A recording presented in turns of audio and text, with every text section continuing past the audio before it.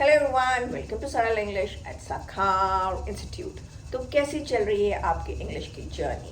I am very very very sure कि आप धीरे धीरे और मजबूत कदमों से आगे बढ़ रहे होंगे। तो अब तक की हमारी प्रीवियस वीडियोस में हमने क्या किया है? हमने दिस किया है, दैट किया है, दीज किया है, दोज किया है, माई, योर, माइन। क्लियर? ये कुछ टॉपिक्स हम कवर अब तक कर चुके हैं। एंड आई रिक्वेस्ट यू, मैं आपसे विनती करती हूँ कि अगर आप अच्छे से और जल्दी सीखना चाहते हैं तो ऐसा नहीं है कि आपने वीडियो एक बार देख ली तो आप उसको दोबारा नहीं देखेंगे। प्लीज़, ये मेरी रिक्वेस्ट है आपसे पर्सनली, क्योंकि अगेन एंड अगेन मैं अपने आप ये बात आप लोगों को कहती रहती हूँ कि ये हमारी एक वर्चुअल क्लास है। वर्चुअल क्लास मतलब ये कोई प्रॉपर फिजिकल क्लासरूम नहीं है जहाँ पे मैं एकदम सामने आपके बैठ के आपको पढ़ा रही हूँ और आपको एकदम साथ साथ ठीक कर सकती हूँ। तो उस केस में आप क्या कर सकते हैं, आप मेरी वीडियोस को बार बार देख सकते हैं। और यूट्यूब टीचिंग का सबसे बेस्ट एडवांटेज ये होता है कि आप अपने समय के अनुसार, अपनी सुविधा के अनुसार जिस समय चाहें ये वीडियोस देख सकते हैं। क्लियर? उसमें कोई टाइम रिस्ट्रिक्शन नहीं होता है कि हाँ 1 to 2 की क्लास है तो आपने 1 to 2 ही आप देख सकते हैं। आप रात को 1 to 2 देखिए। क्लियर? आप सुबह 7 से 8 देखिए, आप दोपहर में देखिए। तो you can watch at your own convenience. Fine? So let's start the class for today.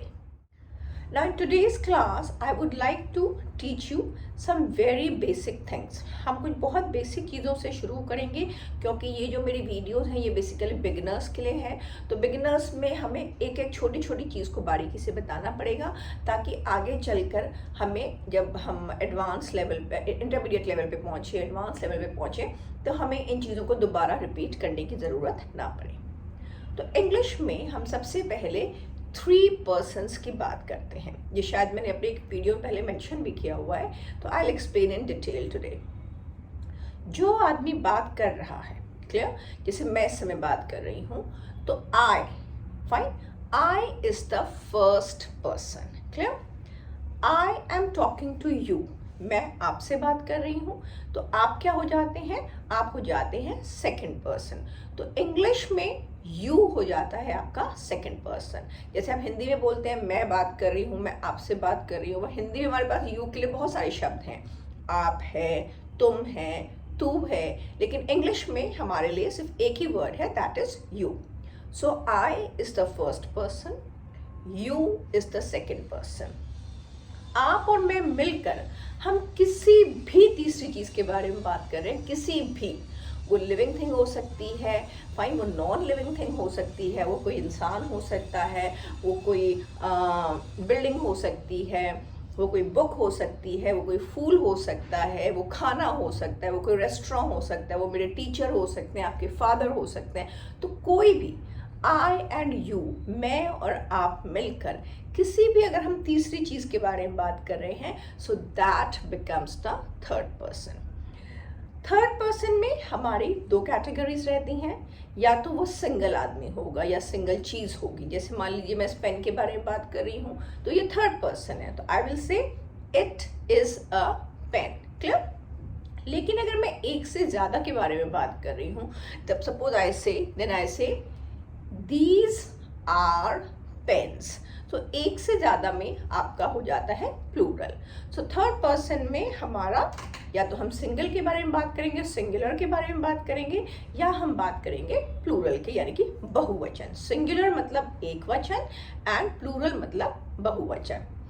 मैं ये जो आपको first person, second person, third person इतना स्ट्रेस देकर समझा रही हूँ, इसके पीछे एक बहुत बड़ा कारण ये है कि आगे चल के जब हम टेंसेस सीखेंगे, जब हम बातें करना सीखेंगे, तो हमारे रूल्स डिफर करते हैं। रूल्स थोड़े हमारे डिफरेंट हो जाते हैं कि फर्स्ट पर्सन में आई के लिए कुछ डिफरेंट रूल होता है, यू के लिए थोड़ा डिफरेंट रूल होता है, थर्ड पर्सन के लिए थोड़ा डिफरेंट रूल होता है, और ऐसे ही मतलब वर्तमान काल, भूतकाल, भविष्य काल, यानी कि present tense, future tense and past tense, इन सब में ये रूल्स बदलते रहते हैं according to the person. First person, second person, third person, इसलिए ये रूल्स आपको याद रखने बहुत ज़रूरी हैं। Fine? Now as I told you कि first person, second person, third person हमें इसलिए याद रखना ज़रूरी है क्योंकि हमारे जो सेंटेंस स्ट्रक्चर है वो बहुत ज़्यादा इस पर डिपेंड करता है। अब सेंटेंस बनाने के लिए सबसे ज़्यादा ज़रूरी क्या होता है? हमारे लिए सबसे ज़्यादा ज़रूरी होता है एक तो सब्जेक्ट। सब्जेक्ट मतलब जो काम कर रहा है उस सेंटेंस में। जैसे मैं बोलती हूँ आई एम टीचिंग, तो मैं कोई काम कर रही हूँ, I am teaching. My mother is cooking, मेरी मम्मी खाना बना रही है। तो यहाँ पहले वाले सेंटेंस में आई एम टीचिंग, तो I becomes the subject. My mother is cooking, तो वहाँ पे कौन सब्जेक्ट हो गया? My mother. तो जो भी ऑब्जेक्ट, जो भी चीज़ काम कर रही है किसी सेंटेंस में, वो हो जाता है आपका सब्जेक्ट। क्लियर? ओके, तो आज हम शुरुआत करेंगे कुछ छोटे छोटे वर्ब्स से, जिससे हम आपको नए नए वर्ब्स भी सिखाएंगे। इनमें से काफ़ी सारे वर्ब्स आपने डे टू डे लाइफ में सुने होंगे, क्लियर, बट उसका यूसेज एग्जैक्टली कैसे होता है वो आज हम सीखेंगे। सपोज मैं कहती हूँ मैं जाती हूँ। अभी हम पूरा सेंटेंस नहीं कर रहे हैं, हम ये नहीं मेंशन कर रहे हैं कि मैं कॉलेज जाती हूँ, मैं पार्क जाती हूँ, मैं मार्केट जाती हूँ। अभी हम सिर्फ सब्जेक्ट पे और वर्ब पे कंसंट्रेट कर रहे हैं। क्लियर? तो मैं जाती हूँ, ना जाने का वर्ब आपका क्या हो गया? That is go. क्लियर? अब हमारा, आप हिंदी में जैसे देखते हैं वर्ब होता है जाना, खाना, पीना, खेलना, सोना, तो जिसको कहते हैं हम बेस फॉर्म। क्लियर? तो बेस फॉर्म क्या है? खाना, पीना, सोना, खेलना, रोना, गिरना। आप देख रहे हैं सबके एंड में आपका ना ना ना ना ना आ रहा है हिंदी में। लेकिन जब हम ऐसे बात करते हैं कि मैं रोज पार्क जाती हूँ, तो आपका जाना क्या बन जाता है? जाती हूँ। अगर मैं कहूँगी कि मैं रोज पार्क जाऊंगी, तो वहां पे आपका जाना क्या हो गया? जाऊंगी। तो इंग्लिश में भी ऐसे चेंज होता है, आई विल गो। मैं पार्क गई थी, ठीक है, तो वहां पे आपका जाना क्या हो गया? गई थी। अब आप देख रहे हैं ना, हिंदी भी इतनी आसान भाषा नहीं है, लेकिन क्योंकि वो हमारी अपनी भाषा है इसलिए हमें वो मुश्किल नहीं लगती है। क्लियर? तो मैं पार्क गई थी, तो वहां पे जैसे आपका ये जाना गई थी हो गया, वैसे ही इंग्लिश में आपका क्या हो जाता है? I went. तो गो को जब हम पास्ट टेंस में बोलते हैं तो वो हो जाता है I went to the park. तो अभी हम शुरू करते हैं प्रेजेंट टेंस से। प्रेजेंट टेंस इंग्लिश में एक ऐसा टेंस है जो कि बहुत ज़्यादा इम्पॉर्टेंट है, क्योंकि हमारी रोज़मर्रा की 60 से 70% बातें जो होती है, 60 to 70% जो हमारी टॉक्स होती हैं, वो ज़्यादातर प्रेजेंट इंडेफिनिट कहते हैं इसको, प्रेजेंट टेंस कह सकते हैं आप, सिंपल प्रेजेंट टेंस या प्रेजेंट इंडेफिनिट में होती हैं। और ये वाले सेंटेंसेस को पहचानने की क्या एक तरकीब है, अगर आप हिंदी से कंपेयर करें, जो भी सेंटेंसेस हमारे ता है, ती है, ते हैं, ऐसे खत्म होते हैं, वो सेंटेंसेस हमारे सिंपल प्रेजेंट टेंस में आते हैं। जैसे मैं कहती हूँ खत्म होते हैं, जो भी सेंटेंसेस ऐसे होते हैं, तो ये सारा क्या है? हमारा सिंपल प्रेजेंट टेंस है। क्लियर? तो मैं जाती हूँ, वहाँ पे आपका जो वर्ब है, जैसे हमारा हिंदी में base form of the verb है जाना, तो इंग्लिश में जो base form of the verb है गो का, वो गो ही है।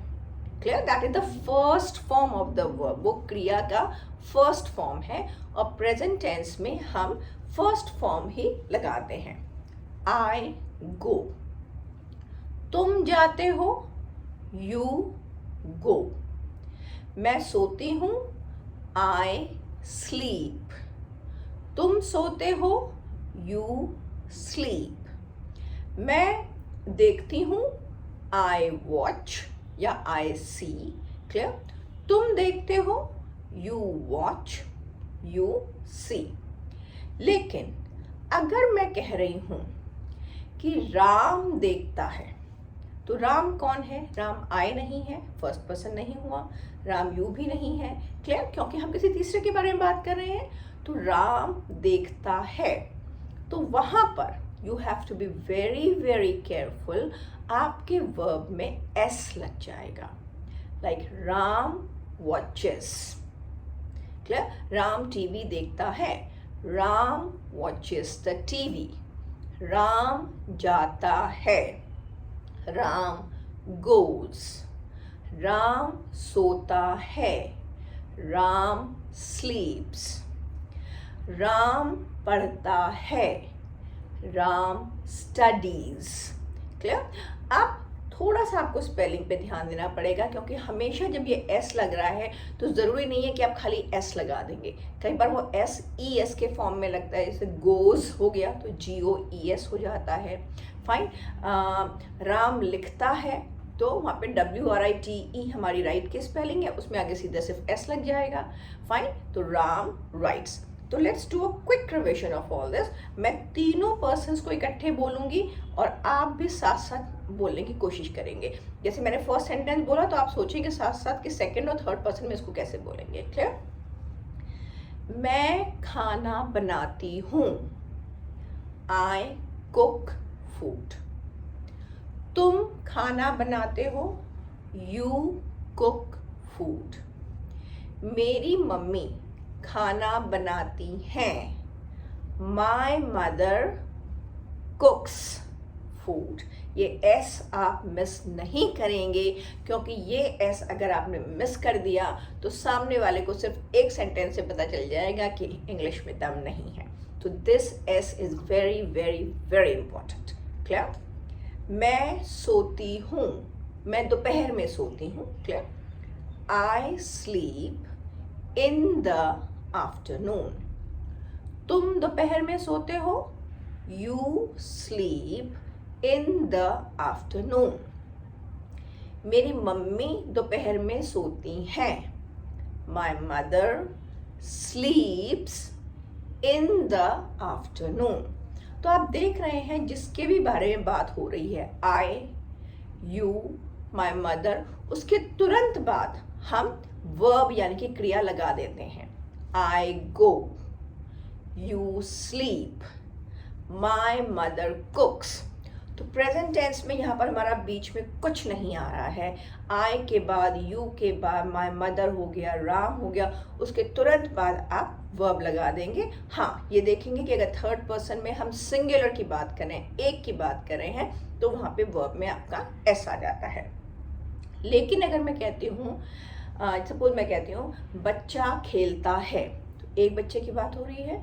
The child plays in the evening, बच्चा शाम में खेलता है। अगर मैं कह रही हूँ बच्चे शाम में खेलते हैं, बच्चे, अब वो प्लूरल हो गया। जब प्लूरल हो गया, बहुवचन हो गया, तो हमारा रूल सेम हो जाता है जो आई और यू के लिए है, यानी कि वर्ब के साथ कोई एस नहीं आएगा। The children play in the evening. तो ये जो रूल का डिफरेंस है, ये सिर्फ थर्ड पर्सन में सिंगुलर के साथ है। Clear? He writes with a pen, वो पेन से लिखता है। अच्छा, अगर आपको कहना है वे लोग पेन से लिखते हैं या वे पेन से लिखते हैं, तो दे राइट विद अ पेन, वहां पर आपका एस नहीं आएगा। Clear? He works in a hospital, वो हॉस्पिटल में काम करता है। वो और उसका भाई हॉस्पिटल में काम करते हैं, तो यहाँ से एक से ज़्यादा हो गया, तो आप क्या कहेंगे? He and his brother work in a hospital. Clear? तो ये आपको थोड़ा सा याद रखना है। वीडियो थोड़ी ज़्यादा लंबी ना हो जाए, इसलिए आज की वीडियो मैं आज की क्लास यहीं पे वाइंड अप करती हूँ, क्योंकि नेक्स्ट क्लास में I will again revise all this, और मैं फिर आगे बढ़ूंगी with some more verbs. Clear? क्योंकि present indefinite as I told you आपका बहुत बहुत इंपॉर्टेंट टेंस है, तो इसमें मेरे को अभी 3-4-5 दिन लगेंगे आप लोगों को पूरा समझाने में। Fine. So that's all for today's class. That's all for this video. Be connected. Stay tuned. आप मेरी वीडियोस को प्लीज़ फॉलो करिए। I assure you कि अगर आप मेरी वीडियोस को बहुत ध्यान से देखते हैं, बहुत ध्यान से सुनते हैं, तो आप घर बैठे बैठे ही बहुत जल्दी अंग्रेजी सीख जाएंगे। Fine. So that's all for today's class. See you in another class. Until then, bye bye, and don't forget to like, share, and subscribe. Bye bye.